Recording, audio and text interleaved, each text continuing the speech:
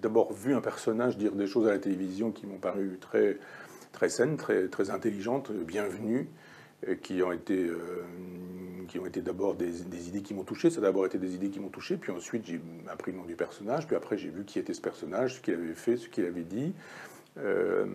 J'ai reçu on m'a offert son livre. Je ne sais plus qui m'a offert ce livre. Je pense que c'est quelqu'un qui me l'a envoyé par courrier gentiment.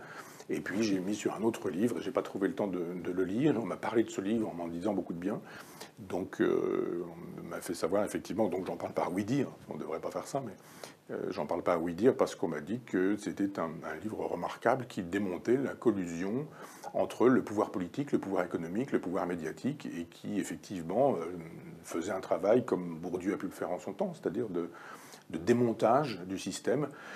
Parce que de fait, je suis passé il y a peu de temps pour un complotiste auprès de je ne sais plus qui publiait un bouquin chez Grasset dont j'ai oublié le titre aussi, enfin simplement parce que j'avais fait savoir que les élections présidentielles avaient obéi effectivement à un plan.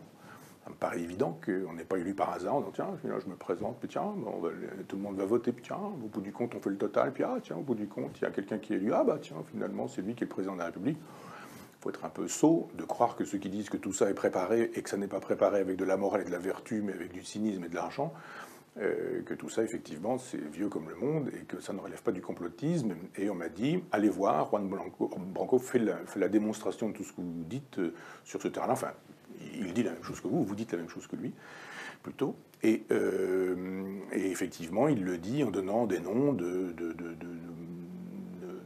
boîtes, de lobbies, ou etc. Donc, là encore, je redis un peu que je parle d'un livre que je n'ai pas lu, mais effectivement, pour ce que j'en sais, pour ce que j'ai entendu du personnage s'exprimant sur tel ou tel plateau de télévision, j'ai trouvé effectivement que c'était une pensée critique, un esprit bien fait, et puis une intelligence vive.